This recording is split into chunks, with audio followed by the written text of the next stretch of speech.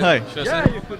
Yeah, just sit here. No problem. On va du coup traduire. On va venir sur Metal Hurlant Chronicles. Vous connaissez peut-être Metal Hurlant. C'était un magazine à l'origine. Et là maintenant, vous avez Metal Hurlant Chronicles. C'est une série. Ils vont nous présenter cette série-là. Alors, James Masters, hello. Testing, 1, 2, 3. Yeah, it works. Don't feel free to, almost kiss the microphone. Oh, really? Yeah, it's Right, a very like that, note baby. microphone. Okay. That's okay. really cool. Like as if it was a Jesper rock Cade, hello. Hey, how's it going? Fine, thank you very much. Guillaume, bonjour. Bonjour. Ça So va? we're speaking French and in English in the same we'll do time. the Yeah, same. we should add a we'll do third it in language English. Okay. just for the fun. Okay. If I look really confused, you can fill me in. It's actually Like if I go like this, like that. Can you say anything? Can you say stuff in French? Do you speak Je French? t'aime. Oh, this is lovely. That if you know that one. We do actually. We Well, don't say yeah. it much often, but we actually do. It's so very nice to have you here, James. Of course, you starred in Buffy, you starred in so many movies and shows, and now you're here for Metal Hurlant Chronicles. Yes. Jesper Kid, I have to tell you, my secret passion is video games music. Awesome. So obviously, I was really happy to have you on board. I actually didn't know you were on board with Metal Hurlant Chronicles. Et Guillaume, same for you.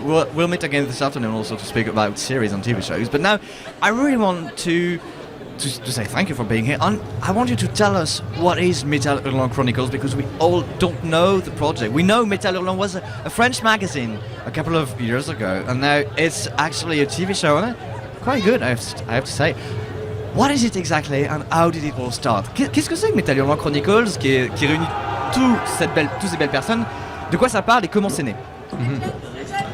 Eh bien, Metal Hurlant, en fait, c'est une série anthologique. Donc, pour faire très simplement, c'est si on a vu Au-delà du réel ou La quatrième dimension, donc Twilight Zone ou The Outer Limits, Metal Hurlant, c'est on va dire un petit filleul de ce type de série, puisqu'en fait, c'est une adaptation de la bande dessinée Metal Hurlant qui réunissait en fait plein de talents en France, qui faisait donc des one-shots, en fait, des petites histoires qui tenaient en 6-7 pages, qui étaient généralement assez cyniques, d'anticipation, de science-fiction, post-apocalyptique, un peu de tout en fait.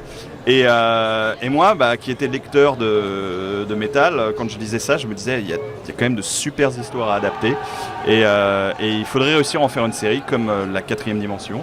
Et finalement, c'est ce qui s'est produit. Alors ça a été un peu pas facile au départ, parce qu'évidemment en France, quand on va voir les chaînes télé pour leur dire qu'on veut faire de la science-fiction, elles ont tendance à être un petit peu réticentes, parce qu'elles pensent plutôt que c'est quelque chose que seuls les étrangers savent faire. Et le but, c'était de démontrer que oui, en France, on peut totalement faire ce type de contenu, et qui plus est, en ayant un casting international sur le projet, ça permettait d'élargir la diffusion de la série, et d'aller justement avoir une série qui soit pas uniquement française, mais aussi qui se vende et à l'étranger, qui soit donc diffusée comme elle l'est à l'heure actuelle dans un peu plus de 100 pays. Alors, What I find very exciting about the Metal Hurlant Chronicles is it's the same thing that's exciting about Twilight Zone, Black Mirror as well. Especially the half-hour format. When you are doing an alternative reality, a fantastical world, you have to explain all the rules of that world and set up your story. Ce qui est excitant, c'est que, comme dans tout... Sorry, I'm just translating real time. Ce qui est excitant, c'est que vous avez un format d'une demi-heure, et comme on est dans un monde alternatif, en fait, ce qu'il faut faire, c'est toujours réexpliquer d'habitude les règles de ce monde alternatif. Sorry, go on. And if you can do that in a very short amount of time, it becomes like a poem. Et si vous pouvez le faire dans un temps extrêmement réduit, donc une demi-heure, ça devient quasiment un poème en vrai.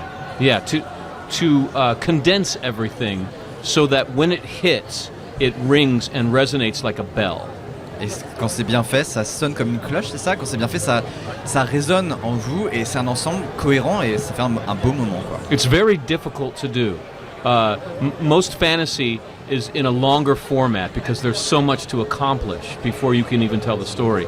But if you're deft enough, if you're talented enough, you can, and if you can make that work, it pops like a balloon is popped. Ouais, quand ça marche, c'est explosif en fait. Quand ça marche, quand vous arrivez à faire tout cet ensemble, ça fonctionne. What do you think is a good recipe for a Metal Hurlant Chronicle episode? There is one thing all the episodes have in common. It's the Metal Hurlant, which is the Lochnar, if I'm correct. Yeah, the Lochner is a variation basically of the Metal Hurlant, which was in heavy metal, the movie. But the Metal Hurlant basically is a small story that Jodorowsky wrote, actually, being a meteor, which is the last fragment of a living planet that was blown away by the madness of its inhabitants.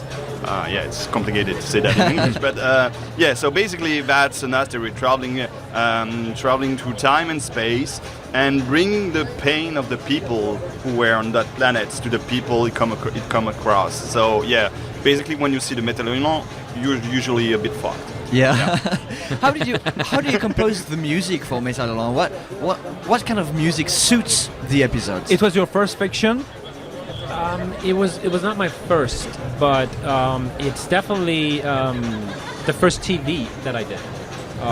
Because you were into video games before, right? Yeah, and I did some film scores in the past as well, and some more since. But TV is a different format. There really is a lot that has to be explained in a very short amount of time. And it's like James was saying. En télé, il y a des règles à expliquer très très rapidement, et du coup c'est compliqué. C'est pas comme les jeux vidéo. Yeah, and it's like James was saying, there's so much that has to be compressed in there, and if you can do that successfully, it becomes a really intense experience in a very short amount of time. En fait, il faut faire tenir toutes les règles d'un univers dans un temps très très très très court, et c'est ça le deal. En fait, c'est ça qui fait que c'est compliqué. And I imagine the music plays a big part in making all this universe very like a whole. Well, yes and no. I mean, each episode that Guillaume did, it was like a different. Chaque épisode, c'est quasiment comme un universe. It was like a different style of chaque épisode, c'est un style différent en fait. Of drama. It's a big challenge. Sci-fi, horror. It was like so many different styles. So from the beginning, we talked about let's do a different music style for each of these. Donc pour chaque épisode, il y a un style musical différent dans. And that turned out to be actually very difficult, but that was the goal, and that's what we did. I mean, cowboy and western music, it goes everywhere. Yeah, and one of the main points, of course, in doing a series like that, was to show that basically, because usually broadcasters in France will think that we can't do that kind of show. Well, basically with Metal Hurlant, we nearly did all kind of shows possible in it. So basically, what's been nice after is that you can just go towards the people and they say, well, it's not possible to do that. Well, actually, we already did. And, il y a des gens qui viennent les voir et qui disent on ne peut pas faire ce genre d'histoire, c'est chaud. Et ah non, mais en fait, on l'a déjà fait, donc c'est bon. Well, can you tell us some crazy stories you've been penning for playing or composing music for in Metal Hurlant? What, for every one of you, can you tell us your favorite story? Well, I think the biggest was what happened on the second episode we shot together, the western. Le deuxième épisode qu'ils ont tourné ensemble. Insane.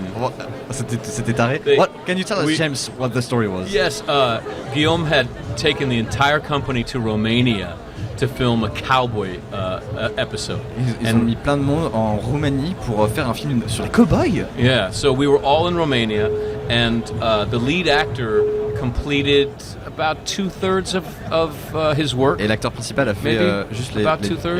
Yeah, actually, he was supposed to do 5 days on the show, but because of a health problem, he was only able to shoot 1 day and a half. Il y a un acteur en fait qui devait venir et il devait tourner pendant 5 jours. Il a tourné que 1 jour et demi, c'est ça? Yeah, Ouais. and he fell ill and couldn't film. Il était malade, il pouvait pas filmer. And he's the lead of this. Et c'était le rôle And principal. we're all out in Romania, and there's nothing that can happen. And Guillaume has rented this entire cowboy town that exists in Romania. It's very expensive. And he's got everyone flown there in the hotels. All the money has been spent, and we can't film anything. En fait, ils avaient monopolisé cette grande ville en Roumanie où ils devaient filmer cet épisode-là. Tout était prêt. Il y a juste l'acteur principal qui tombe malade et ils peuvent pas filmer. Et ils sont là, donc tout ce qu'ils ont fait, ils peuvent pas filmer. I remember. See, my job is very easy. Guillaume's is very hard. Le travail de James est très facile, celui de Guillaume est très facile. Et très dur. How can you say that? Oh, it's true. He has to wind up the whole universe. I just have to play in it. It's very, en fait, it's a world Guillaume travaille l'univers et James n'a qu'à juste à jouer dedans. Do you agree with that, Guillaume? Well, Est-ce qu'il est d'accord? I mean, it's I'm just one of my big fright is to be in front of camera. Une de ses grandes frayeurs, c'est d'être en face des caméras. So for me, it's like you're gonna have to go there and give your feelings to the camera and stuff like that. Tu fasses l'amour à la caméra, c'est pas facile. That's something that's for me a lot more harder than what I'm doing. But that's basically because what I'm doing is. I've been doing it for years now. Ouais, c'est son champ d'expertise maintenant. Du coup, il est rodé. What was the solution for? Oh yeah. So I just and then one second. I'm here. So I'm telling. So we're riding back in the van to the hotel. Donc ils repartent à l'hôtel. Crushing defeat of a day, Ouais, and le everything jour était is. pourri. There's no hope. Il y a And I turn aucun to espoir. I turn to Guillaume and I say, "Okay, the funny thing is, you are going to figure this out, and you will come up with a solution." James dit à Guillaume, très Doctor Who pour le coup, non mais t'inquiète pas, je sais que tu vas trouver une solution, tu fais toujours ça. And someday you're going to look back and laugh Et un jour, and tu be vas te marrer. proud that you saved the day. Et tu seras trop content d'avoir sauvé la situation. And Guillaume turned to me sweating saying, "But what is the solution?" Et il demande à James, Guillaume demande à James, c'est quoi la réponse? Qu'est-ce que je peux faire? C'est quoi la solution? And I said, "I don't know, it's not my job." Je m'en fous, c'est pas mon travail. And so basically, what we've done is that the lead cast was the sheriff in the episodes, and he was supposed to have a deputy with him, which was a younger guy who was supposed to get killed during the episode. And basically, because everything was there, and we didn't have the budget to wait for 5 hours a day. five other days for him to recover. So we had to shoot, and Et so il fallait qu'il basically tourne, quoi qu'il I arrive. went. Il avait pas la thune pour décaler. And because we had shot on the first day the opening and the ending of the episode, basically I went and saw the deputy. The guy was doing the deputy, and I was saying, okay, well, we're gonna do a flashback.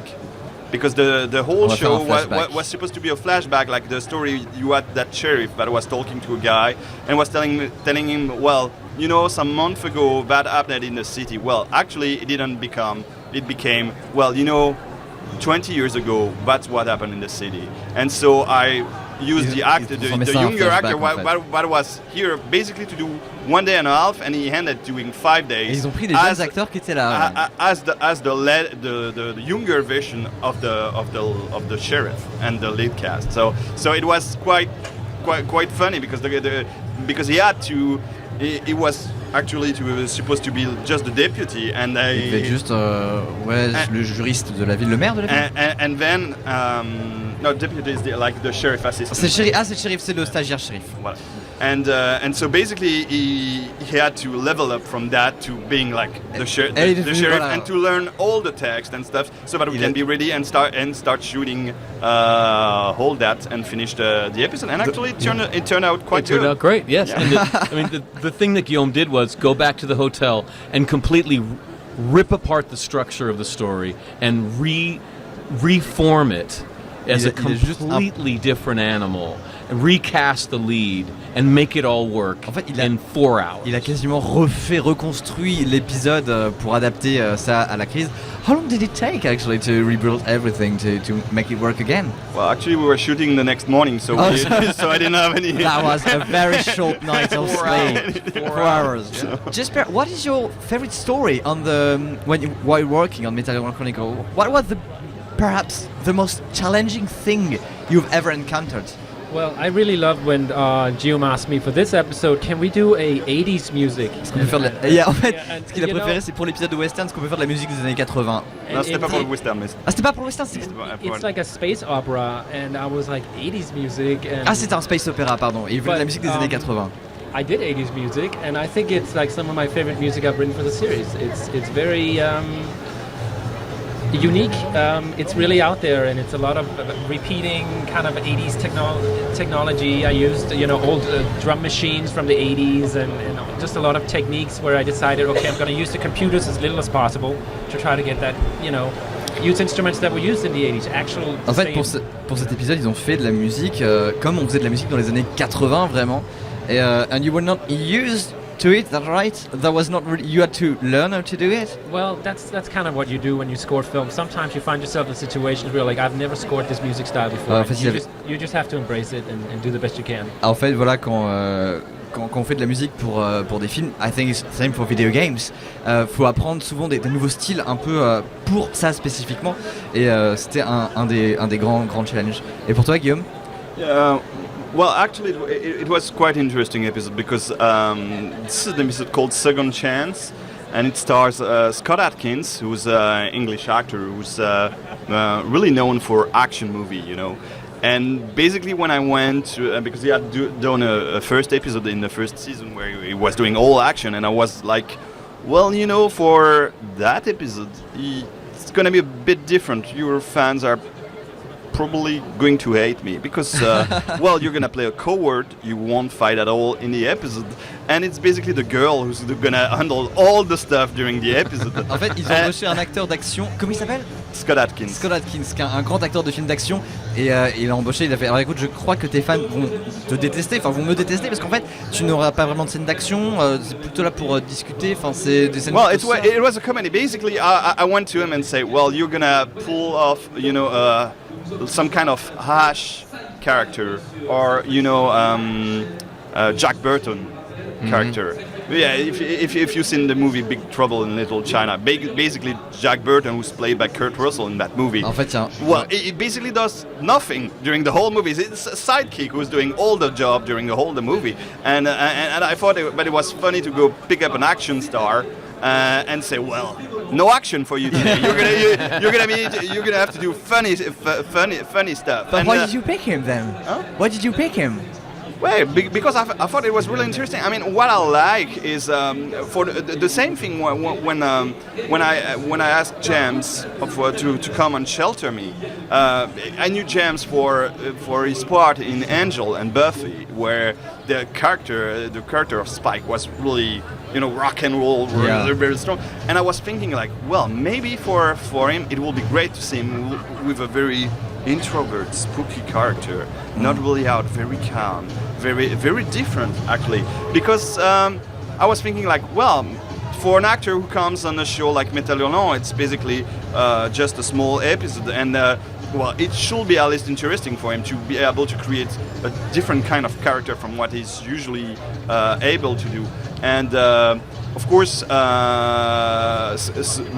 I told the same thing to Scott for the second season, because we had a very good experience with the first one, it was like, well, okay, I'm gonna try to do that. And actually, it turned out quite good because it was really funny to watch, and I do think he could do great fun stuff like that, and should play more of that vibe also in his parts. But yeah, that was. Je vais traduire très rapidement. En fait, l'idée c'est vachement intéressant quand on fait un objet comme ça, quoi, comme Metal Hurlant, de prendre des acteurs qui sont réputés pour quelque chose et de les mettre dans un tout autre contexte pour en fait leur faire ressortir leur trip. C'est pour ça que James Masters, qui faisait d'habitude plutôt Spike, qui était vraiment rock'n'roll comme personnage, bah là a eu un personnage qui était plus obscur, plus introverti, c'est ça. Hein, je me plante pas, plus vraiment plus. Un voisin timide. Voilà, un voisin timide, ouais, exactement. When you cast a film actor, that actor is bringing the expectation of all of the roles before. And what Guillaume can do is subvert those expectations or use them to his advantage. So he was subverting the expectation of people seeing Scott, to a comedic effect. And in the first episode that I did, which I loved, it was about an 18-year-old girl who wakes up in a bomb shelter, and her next door neighbor, this middle-aged man, is down there with her, and he tells her, the missiles have been fired, World War III has started, I happen to have had a bomb shelter, I didn't have time to explain this to you, so I just knocked you over the head and dragged you down in here. I saved your life, but you cannot open the front door. And she has to figure out if he's lying or not.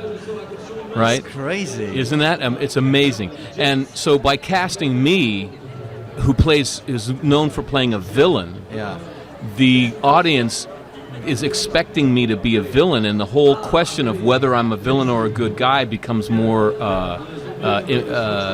potent. Yeah. En fait, l'idée c'est que quand un acteur aussi se plonge dans une série, quand il est casté, il y a tout un bagage qui vient derrière lui. Enfin, il traîne une grande valise. Enfin, pareil, j'imagine que si jamais Robert Downey Jr. est casté pour un film de romance, on va imaginer que c'est un gros crétin, la Iron Man, quoi. Mais pour le coup, en fait, ce qui est intéressant, c'est de jouer sur cette corde-là. Et c'est exactement ce qui se passe, notamment dans une scène avec James Masters, si j'ai bien compris. En fait, c'est une scène où il y a une grande tension où, alors je vais pas te traduire exactement parce que j'ai pas tous les détails, j'ai peur de me planter, mais en gros il y a une situation où on ne sait pas si le personnage de James Masters ment ou pas, s'il a fait quelque chose de bien ou si au contraire il joue un double jeu. Et le fait qu'il ait joué un méchant avant, ça fait que le public se pose vraiment la question et ne sait pas jusqu'au bout. Et voilà, le but c'est de créer la surprise. So if I got this right, Yeah. I think that's it. For you, Jesper, you come from the video games music. What kind of difference is there between writing music, composing music for video games, and composing music for a TV show? I think it's very different. C'est quoi la différence entre musique, You know, composer de la musique pour des séries télé ou jeux vidéo? I basically had to reinvent my music style to fit TV and film. When you do video games, you're thinking more about the immersion, and you're thinking about how long can I keep the gameplay of playing this game. So it's a totally different type of rule set. Especially, I love open world games. I think that's kind of my specialty. Trying to figure out how do we keep people engaged in this world without wanting to turn it off. You know, the music is able to help a lot with that. And you know, if there's a lot to be said about overscoring video games, I think if you let the music breathe a lot more and you're creating longer pieces of music. Where with film, everything is very short. You have to express a lot of emotion in a short time. The range is also usually more. It's not until recently that we've really started exploring like love interest in video game to the fullest. It's always been something kind of awkward in games. Yeah. And it's not until technology has caught up with something now that we can start exploring those emotions as well. But still, if you have a video game and it completely feels like a movie, I think what's the point of the video game? You know, I want to play the game. I don't want to watch the game. If I want to watch something, I can put a movie on. So it's something you work on when you write music.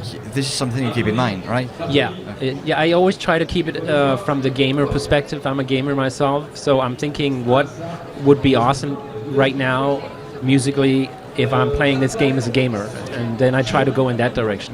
Alors en fait, ce qu'il explique, c'est quelque chose qui est assez évident, mais on l'a jamais vraiment formalisé. C'est que quand on fait de la musique pour un jeu vidéo, le truc principal, ce qu'il faut se dire, c'est comment est-ce que je vais faire pour que ma musique fasse en sorte que le joueur ne s'arrête pas de jouer. Je veux pas faire de la musique chiante, au contraire, il faut que la musique accompagne le jeu, l'illustre bien, mais surtout, il faut que le joueur ne s'emmerde pas et qu'il continue à jouer, que ça le motive en fait pour aller encore plus loin. Donc ça c'est quelque chose auquel il pense. Alors que quand il fait une série c'est différent.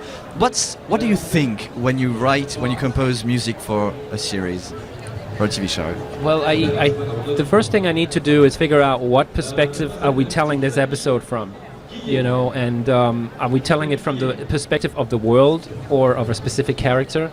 And once I figure out what perspective it is, then you can start building the world. So you know, character driven or environmental driven. C'est ça, c'est un peu l'inverse en fait, enfin c'est pas totalement l'inverse mais c'est très complémentaire de faire de la musique pour des séries parce qu'en fait c'est aussi faire de la musique pour accompagner vraiment l'histoire dans un rythme qui est vraiment un rythme aussi de visionnage et très orienté aussi sur les personnages, il faut que ça accompagne aussi les personnages et l'histoire. James, oh pardon, Damien, t'as fait la musique? Wait, after you because Okay. I have a new question for a new project. Okay, I right. saw a few days ago. So James, since both of you have been starring in a couple of projects. You've been in Caprica, you've been in Numbers. What is your fondest memories of everything you've done? Wow. Lunch. No. I love Son meilleur souvenir de tout ce qu'il a fait. Il a dit le petit-déj, le déjeuner, le manger. I love the word action. I have to wait for that word to start playing. I remember I was working on Buffy the Vampire Slayer, and at the end of every season, Joss would cut a blooper reel or a fun little reel of behind the scenes for the cast party. And I was never in these movies, ever. And I finally asked Joss, like, what is it? Like, you just don't like my face? Why am I not ever in the blooper reel? And he said, because, James, you are boring. What? Yeah. He said, whenever I say cut, you do exactly the same thing every single time for 7 years. You look down to make sure you're on your mark. You go straight back to your chair, you pull out your script, and you study your lines. Il y a Josh Whedon en fait qui a dit à James Marster quand il était sur Buffy, écoute, James, je t'aime bien, mais à chaque fois que je fais couper, tu fais la même chose, t'es un poil relou. À chaque fois que je dis couper, tu regardes par terre, tu regardes si t'es bien à ta place, tu regardes où t'es, tu vas t'asseoir et tu vas bosser tes répliques. So what happens next? So, but when I call action, it's like someone released a small panther onto the set. You just explode off the mark on that word. And basically, I just feel like when they say action, everyone else has to shut up and let me go. En fait, à chaque fois que donc Josh Whedon continue, il dit que non, mais quand je dis action, par contre, tu deviens. Il say a panther. You become a panther. Well, for that role, yeah, I was a that's predator. crazy. Yeah. You know, I was playing a predator. When I was working for Guillaume, it was very much a different animal. Yeah. Maybe, I don't know, what would I have been, a small gerbil or something. Quand il travaillait sur Buffy, quand il disait quand Josh faisait action, il devenait une panthère parce qu'il joue un personnage de prédateur. I see you've also been playing in a series that we actually love. You've played in Torchwood. Yeah. What do you remember of Torchwood? I like subversive art. Il aime l'art subversif. Jura parle de son rôle dans Torchwood, spoiler saison 2. When I produced theater in Chicago and Seattle, we were a subversive theater company, which is to say that there are lies that we are taught in childhood that we don't know that we're being taught. These lies might include old people are boring, violence works, you can buy your self-identity, and it's fun as an artist to try to rip those lies down. And what Torchwood was the lie that Torchwood was addressing and attacking was that gay people can't be heroes. And when you do this, sometimes people get uncomfortable because you're attacking their worldview. And I always love it when people start to get uncomfortable. I'm not trying to make people uncomfortable, but it means that the piece is working.